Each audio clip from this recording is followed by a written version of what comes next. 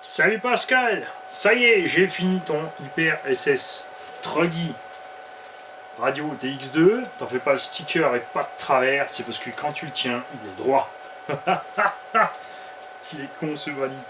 Alors, le carreau est tout dégueu, ça a merdé, ça a machin. Non, t'en fais pas. C'est parce que je voulais enlever le film avec toi. Je vais enlever le béquet, je l'ai juste posé dessus puisque je dois te l'emballer tout à l'heure encore avant d'aller prendre l'avion. C'est pour vous dire qu'on bosse jusqu'au bout ici.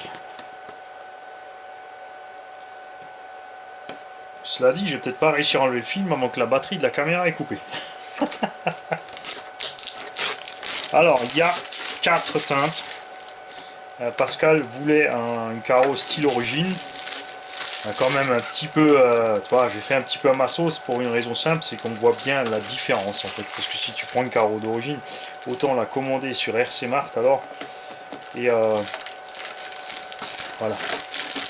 Je te laisserai mettre évidemment tes stickers de calandre, etc. et le reste, le bout. Voilà ce que ça donne. Tu as donc du gunmetal, du blanc, du noir. Et on a fait un style totalement pas symétrique exprès. En fait. Et là aussi on a laissé ces parties en blanc qui sont noires sur la carreau d'origine, comme ça quand tu rouleras avec les autres, eh bien, on verra clairement la différence. Voilà, je te laisserai évidemment caler tout ça dessus. Je te remets le béquet, tu vois un peu ce que ça donne complet. Donc pneu monté, collé bien sûr. On va la mettre de côté, ça vient à peine enfin, c'est pas encore 100% sec. Suspension huile 800 CST avec les ressorts d'origine, on a un tarage quand même déjà important, mais ça vient au niveau des angles. Pof, ça se pose, c'est nickel, moi j'aime bien. Après évidemment que la lipo à bord, tiens on va te mettre une grosse méchante 6S bien lourde, hein, on va exagérer tout de suite, parce que la BS Line sera de loin pas aussi lourde, tu vois, t'es juste bien, un truggy ça se roule pas trop haut, ta batterie sera moins lourde donc c'est bon. Sinon, il existe sur AliExpress des ressorts KOB qui sont plus durs que les ressorts d'origine ou alors les ressorts de Hyper MT Sport Plus, les blancs. Par contre évidemment tu as la même longueur en blanc après devant que derrière, mais ça gêne pas parce qu'en blanc tu laisseras sans tarage, enfin à l'avant il y en a un peu moins, mais ça c'est à toi de voir selon le terrain. Franchement moi j'aime bien comme ça. Pour l'électronique, tu as un Mamba Monster 2 waterproof, ça veut pas dire qu'il faut être baigné. Tu as un Flux Torque 2200 kV qui est un Castle 2200, un vrai, un pur, un dur de l'ancienne. La différence avec le Flux Torque, j'ai déjà expliqué dans une autre vidéo, le rotor fait un poil de plus et les aimants sont beaucoup plus balèzes. Ce machin a vraiment plus de couple que le Castle 2.2 standard. Pour installer ce machin, à cause des ailettes de refroidissement surdimensionnées, j'ai dû rehausser en fait la partie différentielle centrale. Tu as donc 6 écrous sous tout le montage, qui fait que, bien sûr, évidemment, c'est complètement stable. Je t'ai mis des vis plus longues en dessous. Les vis d'origine sont fournies, tout comme le reste du matériel qui vient avec la machine. Tu as un servo Obao 18 kg, qui est à la base un Servox. Je pensais qu'il serait un peu lent, en fait. J'ai fait juste, je l'ai monté pour essayer, et en fait, non, pas du tout. Il n'est pas lent du tout, il est très bien. Tu as la petite corne aussi alu. Toute la bonne couleur, noir et gris. Hein. J'aurais bien aimé de faire une carreau noire avec ça, d'ailleurs. Et voilà, donc avec ça tu vas pouvoir t'éclater. La DX2, attention, tu as un récepteur 4210 ABC à bord, donc tu pourras à tout moment évidemment racheter une Spectrum plus performante que la DX2 si tu veux accéder à plus de réglages. L'ABC est pour l'instant déconnecté, parce que si tu roules sur circuit, ça sera peut-être plus pratique, je sais pas si, parce que pour l'enlever et le remettre à chaque fois, en fait définitivement il faut aller passer par le bind. Donc si tu veux utiliser ton ABC, tu me diras, je t'expliquerai vite comment ça marche, c'est super vite fait. Donc là, en fait, comme il n'y a plus l'AVC, ici tu te retrouves avec le dual rate sur la voie auxiliaire, en fait sur le potard de la direction. Radio précise, elle a une bonne portée, ça va, c'est pas mal. J'ai fait un essai en 3S, bien sûr, pour voir si tout file droit, ça file parfaitement droit, il n'y a pas de mouvement bizarre de caisse, de tremblement ni rien, elle est hyper stable, évidemment pas avec tes roues à toi, hein. J'avais essayé d'autres roues. Donc il sera peut-être nécessaire évidemment de trimer peut-être un petit peu ou de faire encore 2-3 réglages sur les suspects selon le terrain sur lequel tu roules.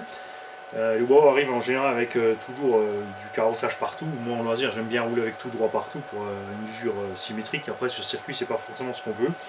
Donc ça sera à toi de régler ta machine. On a aussi le débattement pour l'instant maximum, tu vois, on est assez haut du sol. Là aussi, ce sera à toi de régler tes petites vis de butée de suspension. Tu connais, tu as la hyper VT maintenant, tu maîtrises tout doucement, réglage d'entre-dents, changer les huiles, etc. etc. Et j'ai ici aussi une carreau incassable noire de Truggy, et je peux te dire, ça, elle est méchamment épaisse. Ça paye un tout petit peu plus lourd que l'origine, mais voilà, si jamais tu veux te faire un black spécial, complètement noir, avec l'aileron noir et tout, tu sais où choper un carreau. Autre chose, ce que moi j'ai fait sur toutes mes Obao à partir d'un certain moment, c'est en fait de virer tout ici les inserts. C'est quelque chose qu'on fait depuis quelques temps aussi. C'est devenu la mode chez Arma aussi, puisque ça cassait tout le temps au niveau du montage d'aileron. Celui-ci tu le vires sans rien faire. Ceux-là en fait tu mets des vis un peu plus longues et tu mets des mini-stops de l'autre côté, forcément sinon ton réglage de béquet, ben, tu peux plus le faire. Ça fait que le béquet bouge un petit peu. À la limite tu peux en laisser un. Bon, si tu roules pas complet, tu t'en fiches. En fait, c'est vrai qu'il est un peu flexible, donc ça bouge un peu. D'un autre côté, quand tu te gamelles, tu risques rien, tu casseras jamais ton béquet. Libre à toi aussi, bien sûr, de mettre des pare-chocs RPMO. Mais comme il est là pour l'utilisation que tu en fais, puisque tu es un pilote soigneux, j'ai vu ta machine, j'ai vu tes photos, je suis absolument pas inquiet. Voilà. Donc, on compte sur toi, Pascal, comme toujours, pour nous faire un retour de tes impressions de conduite et d'utilisation ou autre de cette machine que moi j'adore. Et on a tous une pensée pour LK, et vous allez voir, le gang va pas vous décevoir, tout comme tous les abonnés qui ont participé pour faire quelque chose pour LK. Et les See Unlikers qui n'ont pas compris que c'est pas une vidéo contre la poste, que c'est une vidéo pour aider LK, ben tant pis pour vous, allez jouer ailleurs, dégagez de la chaîne, laissez-nous tranquille. Si vous n'êtes pas capable d'entraider, c'est pas mes oignons. 10 cents par abonné, ça nous aurait fait 600 €, tout simplement. 10 cents, c'est ridicule par abonné, puisque ça peut arriver à tout le monde, et tout le monde serait heureux de pouvoir profiter, que tout le monde mette la main à la pâte et donne 10 cents pour aussi lui sauver dans ce même cas de figure. N'est-ce pas? Salut à tous, Pascal, tiens-nous au courant, et franchement, tu as sûrement un smartphone, on veut voir des vidéos mon gars. Salut.